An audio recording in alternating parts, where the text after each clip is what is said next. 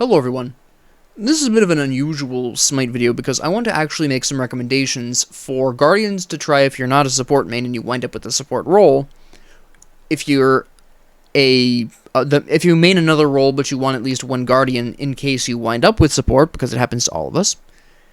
Or some characters in your preferred class that you can bring into the support role and do well with. Now, I want to point out before I get into the meat of this video that this is not about the meta. This is about your personal comfort as a player. I've always found it preferable for a player to be more comfortable with who they're playing as, rather than picking someone who's meta just because they're meta, right? As a great point of example, I'm going to give you my personal example. Yamoja, my least favorite character in the whole game I've ever played. Even though I've got her at Diamond and I understand how to build her and play her, she really does not match my playstyle, and I consistently do poorly with her. I sometimes can scrounge up mediocre games, and I've even gotten one or two great games with Yamoja, but by and large I don't do well with her, because she really doesn't mesh with how I personally prefer to play. It's nothing particularly wrong with Yamoja, although the changes to her passive really sucked, but that's a personal opinion. There's nothing necessarily wrong with her kit or anything, it's just not how I prefer to play. It's just incompatibility of player and character. It happens. It happens in all games with combat and such. And that's okay. Even when she was meta, which was not only on her initial release when I did not play her, but the update after her initial release when I did start playing her, she was really huge. She was absolutely dominating. And I still couldn't do well with her even in that state. Because, again, she just didn't mesh with how I played. So that's just an example that I wanted to bring up to kind of reinforce that you shouldn't pick someone just for meta reasons. Pick who you are comfortable playing as, more than anything else. Now that that's out of the way, let's talk about some recommendations. Now, if you're an ADC main, and you are in the support role, and you need a Guardian that you want to play around with and spice up, I have two recommendations. Yamoja is actually one of these. Now, while I don't personally prefer her, ADC mains will probably find her quite useful because you can actually heal your allies via Omi, the Omi passive. Your auto attacks heal people? Great! Now you can just heal people with your auto attacks.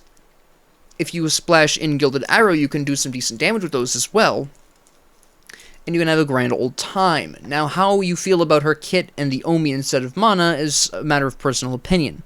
But if you're an ADC main and you have to support, she's at least worth a try. My personal recommendation, and the one that I would recommend a little bit more than ADC, just the kind of really grand selection for ADC mains, is Sylvanas. Now, support mains probably saw this coming, but Sylvanas has AoE ranged attacks. One of the few Guardians with ranged attacks, actually, one of two, and he's the only one with ranged autos. So you can actually build Gilded Arrow on him, do some damage in team fights, and still build him pretty tanky and support your team. And you also don't even necessarily need to build massively tanky to be effective support of your team. You've got a root here with Verdant Growth, MP5 if you don't get the root. You've got healing on the Wisps. You've got protection boosts with the Wisps. You've got a pull with a stun. You've got a pop up with damage over time. He's actually very potent in terms of his crowd control. He offers a lot of crowd control, even if you're not focusing on defense. So even if you're going with a hybrid build with support Sylvanas, you still can do some pretty incredible things with him. So if you're an ADC main and you have to be support, choose Sylvanas, give him a try. I think you'll really be pleased with just a little bit of practice. Now, what about mid-mains? Mid-mains are a little bit interesting because they are used to playing at range, they're used to playing using their abilities, and that can be a little disturbing and intimidating for a mid-main to approach Guardians with that mindset. However, there are a couple of really strong recommendations that I would like to offer of some more damaging Guardians that actually do really well with building some power. I've actually got a couple of recommendations here, but I think the three most cohesive options would be first, Cerberus. Now, Cerberus has a ranged option in Paralyzing Spit, and it requires a certain amount of skill to nail. which a mid main will probably, depending on who their main mage is, could actually very easily hit once you figure out where that stun is. But Cerberus also has this nifty little jump in, jump out. It's very straightforward. You jump in, you kill the ghosts. The ghastly breath does good damage over time. You're burning them, you're reducing their protections. You just activate it, off you go. Not really terribly complex. And then you've got the ult, just an AoE that pops people up and you guide them to wherever. Now, the reason why he is actually fairly good for mid-mains is because he can compensate for the lack of range that you would normally have with a mage, right? You normally have a lot of ranged abilities as a mage, most mages. But he's got some great options instead. He's not really heavy on the crowd control, so he doesn't play like a typical support a lot of the time. He's really kind of self-focused, with his soul expulsion mostly being used to heal himself, ghastly breath helping allies, but also helping himself with that protection reduction, paralyzing spit, mostly about damage, a little bit about stun, Stygian Torment, which granted is his most supportive ability, but it also happens to be his ult and do decent amounts of damage as well. So for someone looking to at least splash in some damage, or at least have a damage impact, and is more used to focusing on their abilities, Cerberus is great for this.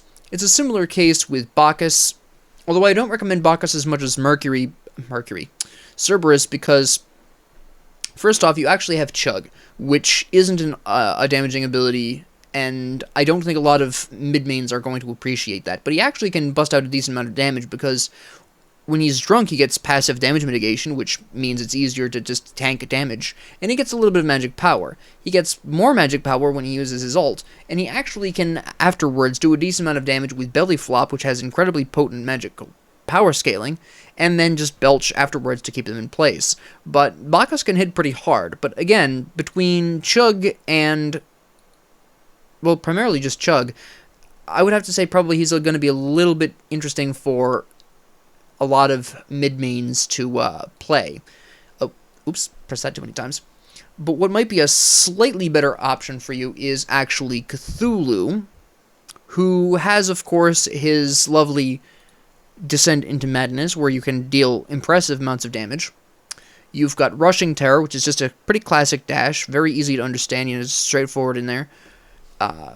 No problem there. And I say easy to understand because a lot of mage abilities are also very straightforward. I find that a lot of most mids really like straightforward, here's what my ability does in one sentence kind of thing. The only exception to that really would be Persephone, and they simplified her a little bit, kind of for that reason, partially, besides being overpowered. Anyways, the Mire is a nice ranged attack as well, so you've got that ranged option that mids appreciate, and Sanity Break, which is a melee, but it can be quite useful in keeping you alive. Obviously, you've got the ability to cause fear, you've got the damage mitigation that occurs, you've got, of course, the attack speed slow, which happens as well, which I consistently forget about because it's kind of hard to see from where the camera angle is. But he's another excellent option. One final recommendation would be Fafnir, who, again, the problem with a lot of Guardians for mages is that there isn't a whole lot of ranged options, but Fafnir is actually interesting. He's got Cursed Strength, which is just a hammer throw, stuns on impact. Great. Again, the straightforward ability that mids tend to like, at least all the mids that I've talked to. Coerce, enhance an ally. You deal damage via that, so, Also, you'll notice magic power scaling here, magic power scaling here, magic power scaling here. This is just a leap with a disarm. And then you can transform to do even more damage. I mean, I think mids can really appreciate just, boom, turn into a dragon, deal some damage, right? They can go from support to really aggressive in a single ult. And it's the same thing with Cthulhu, which is why these two are probably a little bit more in line with what a lot of mids might really want. Because as a mid, I've played mid decently. I've become a mid main because most of the characters that I need to get at Diamond are mages, incidentally, because my family tends to play mages. But so I only really get to play mages when I'm by myself. But looking over that, I think a lot of mid mains will really appreciate the idea of, alright, when I'm not transformed from my ult, I'm support. I'm helping my allies, everything. I use that ult, I am mage form. Let's go do some damage kind of idea. And I think that's a really great way of at least breaking into supporting for a mid main if you want to. If you're looking to break into the role as a mid main, these two are a great starting point because you can kind of have that concept of, alright, support. Oh, I'm transforming. Now I'm going to bust out some damage. I'm just going to focus purely on that damage output. And then I untransform back to support. And it just allows you to really cleanly go from your usual mid-game play when you're transformed back to support, which is you the rest of the time. Cerberus is a bit more of a consistent thing here because he obviously doesn't transform. He just consistently does some damage. And this might be more in line with mids that just like a little bit of... They don't really necessarily want that, oh, I'm transformed, now I'm going to do damage kind of thing. So Cerberus might be a little bit better for that. Let's now talk about solo mains. Now, solo mains are also going to have a fairly interesting time, but I probably don't really need to make too many recommendations here because a lot of solo mains actually will use Guardians in their role. The two that I would primarily talk about here is Sobek, because he does have a lot of built-in sustain, and he is a fairly popular solo lane pick, so this isn't really going to be a big surprise for a lot of solo mains. But he's got charge, mostly the Sickening Strike, the fact that he can regenerate his mana when he's ulting. He's basically self-sustaining to some extent, and does really well building hybrid. I did it again. Well, that's probably more my mouse. No, I didn't want to play a game. Get in there. There we go. Xingxian, also very similar. He's got the Smoldering Rage, which helps with his HP regen, which a lot of solo laners are concerned with. And a lot of solo mains will be really comfortable using Xingxian for that reason. And also with Sobek as well, because he does have the self-heal there. Other alternatives would be Artio, who does have a lot of self-heal. She's got MP5 and Decompose. Another excellent option for solo laners who are... looking for that Guardian to splash in. And again, she's also very popular in the solo lane. Now, you might be wondering, well, Professor, what about, say, Ares? Absolutely, Ares is a great pick for solo mains to enter into the support role with. Again, he's very popular, or he was very popular in the solo role. My mouse is having a clear issue here. I know the issue is I've had it before. Not too big of a deal. You've also got Terra here, which might appeal to some people. She might be a little slow for some solo laners. It really depends, because she really doesn't start to really do anything until level 2 at minimum, level 3, typically level 3. And her ult is not quite the direct result that a lot of solo laners like to see. They like to use an ability. They like to see what it, they like to see and know it's doing its thing. For the very understandable reason that a solo laner often is under the gun to eliminate their laning opponent before the enemy jungler shows up, right? So they really want fast results for that very specific reason. At least a lot of solo laners that I know of tend to want, okay, I use this ability, I'm getting these results right now, kind of thing. Which is also why some people don't use Ares in solo lane, is because it takes him a little bit of time for his damage to really roll out. It's all pretty much dot damage, so... and she's kind of the same way. So this one, if you're one of those solos that needs those results right then and there, again, I appreciate that. I was a solo main for a while. Ares and Terra might be a little too slow, but Sobek, those are instant results. Xingxian, those are instant results with nice passive self-heal in the background with Xingxian. I would really recommend Sobek or Xingxian for solo mains. Now, what about jungle mains? What would I recommend for a jungle main? Well, that's a fairly interesting question because Guardians are really the complete antithesis of junglers. They're slow, they're tanky, they don't usually hit hard. However, there is, in fact, one very specific recommendation that I would make to jungle mains, and he's actually a fairly popular jungler, but Cabrakan. This is mostly because Seismic Crush here boosts his move speed, which is something that junglers are going to be very comfortable with, especially when I am going to make the following gameplay recommendation.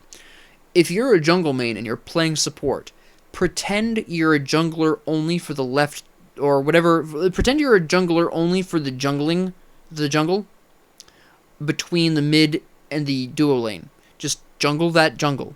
That sounded weird, but jungler mains know what I'm talking about. Stay in there, pop between the two lanes pretty consistently. And I think you will really get the support role as you play like that. But Cabrakan is a really great option for this. He's my primary recommendation for jungle mains. To some extent, Athena, if you're okay with waiting for the ult to do a lot of that, because she's pretty slow otherwise. Yes, you can dash, but that costs mana, obviously. She does a decent amount of damage, but so does Cabrakan as well. I wish my mouse would smarten up here. Both of them do good amounts of damage for a Guardian. They have the ability to travel the map very quickly, which is very important for junglers, obviously. So they really mesh well with a lot of jungler gameplay. So I would recommend Athena or Cabrakan. Much more a recommendation of Cabrakan, but if you don't like Cabrakan, if you've tried him and you don't like him, try Athena if you're a jungle main. And these are my recommendations for the various classes, right? Now, as a final recommendation, who would I recommend for new support mains? You're tired of whatever your main role is. You want a support main now. You want to be a support main. What do I recommend? I recommend Ganesh if you're one of the more aggressive roles. If you're coming into the support role and you're trying to main support after being an ADC or a mid main, Ganesh. Alright? He can get kills, but it's very difficult to achieve kills with Ganesh. So he'll really break you of that mindset of, I must pick up this kill. He'll really stop that dead in its tracks and will allow you to really focus on helping your allies and not really diving for kills or anything like that. Because that's a habit. Trust me, I know, I've developed it. But that's a habit that you have to break as a player. And Ganesh is a great way of doing that. Every time I feel myself really developing the diving habit again, I play a couple of Ganesh games. Pops me right out of that, I'm good to go. For everyone else, for jungler and solo mains, I think Khepri is a little bit more your speed. His ultimate does not do damage. His ultimate is purely about saving allies. His passive is purely about increasing giving everyone a shield. It's a really wonderful time. Obviously, he's one of my favorites because I've got 5,000 worshippers on him. I might be mildly Khepri obsessed. Don't judge me. But for solo mains and even for jungle mains, because Khepri can actually cover some tracks if you want to build a bit of movement speed on him, but yeah, he's very good at getting you out of that mindset of I'm just trying to, box you down and wear you out. Yeah, that ult, that'll keep you, especially for solo mains who tend to use their ult as a kind of a finisher move or opening up a fight. You can't do that with Khepri because his ult doesn't do damage, so you're kind of forced to just help your allies in those situations, which is a really great thing if you're trying to break into the support role as your new main role. Now, what members of other classes would I recommend for playing support role? Because I've talked a decent amount about this, about people picking out of role, but let's talk about hunters first. Now, hunters are noticeably really terrible at supporting for fairly obvious reasons, but there are a couple of hunters that I can honestly say are actually decent in the role. One of these is going to surprise you. But one of these is Apollo. Now, Apollo's got some interesting items here that it can really help out playing support. Now, So Beautiful is completely useless as a support. This is just basically a wave clear. This is the equivalent of Kumbhakarna's belly flop knockback move that I can never remember the name of. That's what this is basically the equivalent of. But he's got to sleep. Now, granted, it's not a long sleep. It's not nearly as long as Kumbhakarna's sleep, right? But it is a sleep, and it does give you a brief boost in physical protections. And then you've got the moves. You push enemies aside. Well, they say knocking aside all enemies. It's really a combination pop-up, knockback. And he decreases enemy movement speed. Right? He actually, and of course, on his ult, he's got to pop up on his ult. So, he actually makes for a fairly decent support if you build him correctly. And when you build an Apollo, I don't have it here because it's been a hot minute since I've played Apollo. I don't think I've played him since I got him to Diamond. But, no, I've played him a couple times since then. Yeah, in Conquest. I was going to say, was that in Clash? No, I was thinking about some other people. But when you're playing Apollo as support, it's fairly odd where you can get away with building very specific damage items. Follow me along here. One of these is a Kaival. Every successful basic attack reduces the attack speed of your opponent. Now, if you're facing an incredibly high amount of enemy auto attacks, and you've already got Witchblade, but you really need some extra decrease of attack speed, a Kaival actually can really work here. Another actual recommendation for an interesting item would be... No, come on. My mouse is really not cooperating here. Would be Bloodforge. The passive alone can really help you support the way you really want to be doing. Executioner, out of the balanced blade tree here, is also a great support item despite not offering any protections. Other recommendations would be Shadowsteel Shuriken, although I really almost never use this as a support anything non-Guardian, primarily because that relies on crits, and Toxic Blade is much more consistent, which, by the way, Toxic Blade is a great support item on a support Apollo. Poison Star is a little bit more on speed here, but again, you have to have a decent amount of crit, and honestly, if you're playing support, you really don't have time to build crit, but it is worth mentioning. But your main options are also going to be Toxic Blade, as I just mentioned, and you'll probably want to build Shogun's Kusari, you're going to want to build Talisman of Energy here, build some protection items, whether or not that happens to be Shifter's Shield, and Void Shield, or if it's just pure physical protection like Sovereignty or like Breastplate of Valor, or however you want to build that, that's fine. Now, interestingly, he also plays fairly well with some of the hammers here, particularly Frostbound, because you can really slow down an enemy for a really long time with Frostbound. It actually turns out quite effective. So you also have that, but don't be afraid of trying Apollo in a tanky role and splashing in, again, 1, maybe 2 damage items of the ones that I just earlier mentioned. That's not quite how I wanted that sentence to come out, but there we have it. But Apollo actually can make for a decent support for that reason. Beyond him, I know people will be popping into the comments over time and saying, well, I think this ADC is better for a support because of these reasons, and they're not going to be wrong. But I think Apollo is the pinnacle of what you can achieve with the support ADC. Although, again, there are going to be some other options. Chiron, for instance, has his healing passive. He's got a cleanse on his training exercise. He's got a slow on his masterful shot. He's got a knockback on Giddy Up. I mean, his ult is his most useless tool in a support point of view, unfortunately. Which is why Apollo is a little bit better, because Apollo can use his ult to get to the battle, help his allies, pop up an enemy while he's doing it, and then mez some enemies and just keep on supporting, right? His ult can get him to a fight he's not in and pop enemies up while he's entering, which is quite powerful as a support. Chiron does not have that.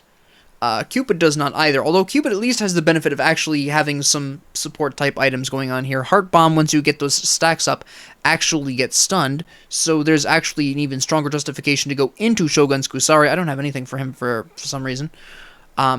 Shogun's Kusari is fantastic on him as a result. You can help your allies, you can help yourself, and you can help get your stun faster, right? You've also got Share the Love, which is just a straight-up heal, which is fairly potent if you build correctly, and again, something that you want to use as a support.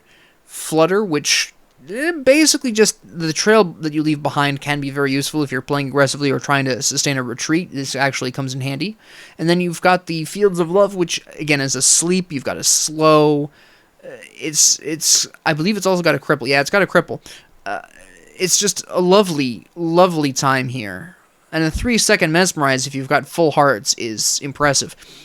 So he's got the kit that you would ideally want for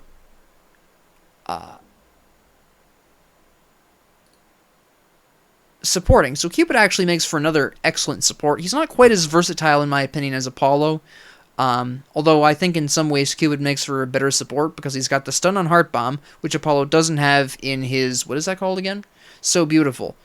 Apollo's So Beautiful is the most useless thing in his kit, but Cupid doesn't really have anything useless in his kit in terms of support. Heart Bomb stuns, Share the Love heals, Flutter helps allies move faster, Fields of Love has a cripple, a slow, and a mez rolled into a series of unfortunate events for the enemy.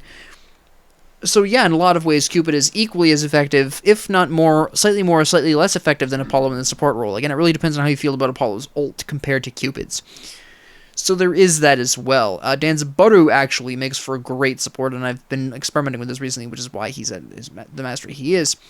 But the Fool's Gold here that does intoxication damage, Alluring Spirits is a taunt, which also heals Danzabaru, but that's fairly, side note. You get a little tankier against autos with Tanuki Trickery. You have a stun on your Uproarious Rocket. You've got a great source of gold, so you can build whatever starter item you want and not be too afraid of falling behind. So that is also very effective as well. So if you're an ADC main and you're panicking because, oh my goodness, I'm support, I don't know who to play, Apollo, Cupid, Danzabaru all make for fantastic supports. Okay? Now, let's talk about mages. Now, I'm going to talk a little bit of history here. Hades used to be a guardian. Some of you may know that, some of you may not. But I wouldn't necessarily recommend him wholesale as a great support to play when you're a mid-main. Death from Above does potentially slow them. You've got Shroud of Darkness, which at the very least silences them. Ooh. And Devoured Souls, which heals you and allies immediately in your area. And Pillar of Agony, which reduces enemy protections, increases your protections, it does some damage. It's a pretty interesting time. He can be used for the support role, but I've never been quite as fond of him. Personally, I prefer Hell. There are a couple of reasons for this. In Light Stance, you heal more. You provide bonus protections to nearby allies. You heal allies, obviously. You can cleanse your allies. You have a slow. Right, you've got all these wonderful things. You build Gem of Isolation on her, and now your Dark version, which normally just does damage, is now providing a whole bunch of slows, which is incredibly potent as well. Right? So if you build Gem of Isolation on her, you're in for a really grand time, but she makes for a great support as a result of that. Her only real flaws as a support is a complete lack of hard CC. She's basically got slows, she's got a cleanse, which is incredibly powerful. That's basically it. Which is a bit unfortunate. But there is that. Now, a lot of people play Nox as a support, and I can somewhat see it to some extent, but I wish they'd just splash a little bit more damage to at least do something more useful. I mean, she's got the Root, she's got the Silence, she's got Night Terror, which reduces damage, she's got Shadow Step if she really wanted to stick close to a particular ally or use them for transportation or whatever. It can work, but the problem here primarily is, unlike Hades or Hell, who've got built-in defense buffs, who in Hades' case was designed to be a guardian in the first place, and in Hell's case can really actually use protections effectively, Nox can't really effectively use protections, because unfortunately, because of Flame of the Night, not building damage on her really hurts her. It's painful. And I'm sorry, but this is a fact. She was designed to do damage, and when she's not doing damage, as much crowd control as she has access to, it really doesn't work too well. If you're really comfortable with Nox, go ahead and try this, experiment with it. But I would, overall, if you're a mid-main, I would primarily look at Hades and Hell. And if you're really not interested in either of those, go into Eset, which I think she's slept upon as a support. Wing Gust, again, not great as a support, but it allows you to keep up with enemies. It allows you to keep up with allies. You've got this really fantastic aura here that just increases allied HP and MP5, just passively, just by you being there, which is incredibly potent. You've got an impressive stun here. Impressive in its range, not necessarily the duration. You've got a silence that also debuffs magic protections, or you can provide a shield to your allies. You've got this ult that gives your allies damage mitigation and heals them at the end. It's incredibly, incredibly potent. And she has a lot of potential as a really effective support. Again, she's not quite as effective in the role as Hell or Hades, but nevertheless, she can pull off a pretty good support role there. And of course, one of my old favorites, Aphrodite. She's not as strong now as she used to be. She really needs an update. She's really fallen behind kit-wise, but she actually once was one of my favorite support characters. This is actually how I got her to Diamond, purely through playing support. I never played her in mid by choice. But you've got Kiss, which has a stun. You have a damage buff on whoever you're attached to that stun. You both gain movement speed. I'm pretty sure you both gain movement speed. Yes. That's fantastic by itself. You have back off, which is a really nice knockback from your ally and yourself. So if you're in danger, okay, you can push them back. But if your ally is in danger, which is much more common because they're probably an ADC, you knock the enemy away and you give them space. They get slowed afterwards, which allows your ally to run or to maybe back up and shoot away, right? And you've got a heal on Lovebirds. You've got this ult. Really, the only problem with Aphrodite is her late game. Her early game is fire. If you build her right and you play her right, her early to mid game is incredible. Her late game suffers a little bit though because she's only attached to one particular person, and it can get a little bit tough to protect all of your allies with such a narrow focus. So she does have some problems in the support role, but her early game and mid game, once you figure out how to play her in support, that is some absolutely fantastic early game to mid game support. Alright? Absolutely incredible. Some people will ask about Changa, but she does too much damage. It's really more about the damage with her. Yes, she's got a heal. Yes, she can be briefly invincible, which if you're a support doesn't make a huge difference anyways. She's got a potentially very impressive stun, but besides Moonflower Dance and Waxing Moon, there's really nothing else going on here that helps your allies. So I don't really play her in the support role. I tried really hard to make her work as a support, and I only had one good game out of that. I just would not really recommend it, honestly. I mean, I'm going to see some people talking about Ra, but it's kind of a similar thing. He's got a slow, he's got a heal that boosts power and protections, and that's it. His first ability, his two beams mean nothing in terms of supporting. I mean, you could put Gem of Isolation on him, which is also very effective, but then you're just forcing both of these abilities to slow, whereas at least Hel has the transformation. She has multiple avenues of damage. Ra does as well, but he doesn't have the passive bonus of Hel. You can make him work as a support. It's just not really something I'm personally fond of. His passive is okay for the role, I guess. Oh, right, here we go again. He can do it. It's just not one of the things that I've been particularly fond of myself. But if you practice it and you really understand how to build him for the role, he can make an excellent support. I'm not going to say, oh, he can't do it. He's actually better at support than a lot of these other people. And again, a lot of people are going to say Baron Samedi, but he's kind of in the same vein as Nox, where he does suffer quite a bit for not building damage, and while he's got some potentially very useful tools in the root, in the heal, in his ult, which stuns and pulls, ultimately he can do it okay just like Nox, but you're not really going to have that kind of baseline there of protections that Hel, that Hades has. So, those are the ones that I'd recommend taking, those are the mages I'd recommend taking into the support role. Let's talk about warriors. Now, I have two very specific warriors that I take into support. I actually exclusively play them in support. This is actually why Horus is at rank 9. He's my last support until Atlas is no longer new. I'm waiting for Atlas to be nerfed slightly before I play him. So, Horus is my last non-diamond support character, which is why he's not quite there yet. But he is absolutely fantastic in the support role for a couple of reasons. First, Resolute keeps him alive. Crowd control reduction built right in there. Absolutely fantastic. This is great as a support. He's got a pop-up with updraft that gives you a slow afterwards. You have a stun with a protection reduction. You have a heal with a protection buff. You have an ability to bring allies with you and shield them. Everything Horus does is exactly the kind of thing a support main wants. Horus, if you're a solo main and you're playing support for whatever unholy reason, Horus is the guy for the job. Failing that, you don't like Horus, he tastes like chicken, Guan Yu. Conviction, heal your ally, get some cooldowns. Warrior's Will, slow the enemy, get some cooldowns. Taolu Assault, deal damage, reduce enemy protections. Cavalry Charge, do damage, stun the fools. Right? He's actually a fantastic support character, in all honesty.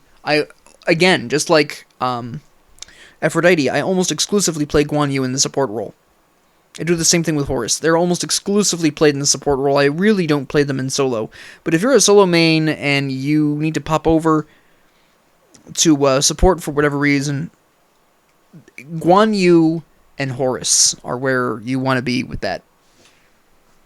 Now let's talk about assassins. Now, there are actually some great assassins for supporting. A lot of people use Fafnir, please don't. I've tried so hard to make this work. Unchained is too unreliable of a stun. Seething Howl and Brutalize do not really work for any support purpose. There's no defense, there's no crowd control, nothing. Ragnarok is very impressive, but with the release of Atlas, that's really not quite as important anymore.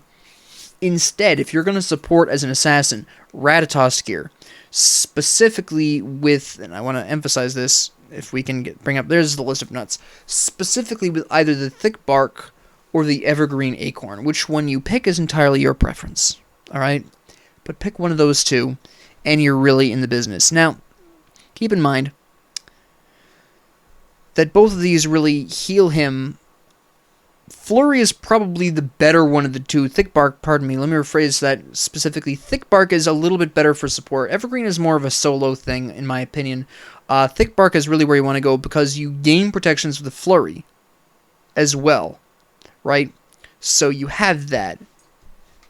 So every time you do your spin attack, your little squirrely spin, not only are you reducing enemy protections, which you want to be doing as a support anyways, that's a good thing, you're increasing your own, which, again, as a support is a good thing.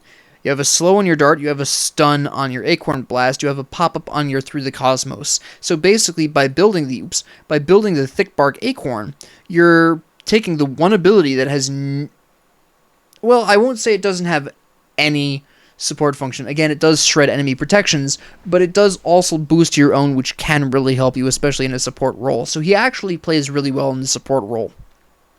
Another great recommendation is Ravon. He's got a slow on Prana Onslaught, he's got a root on 10-hand Shadow Fist, he's got damage mitigation on Mystic Rush, and he's got a health shield every time he slaps somebody around enough.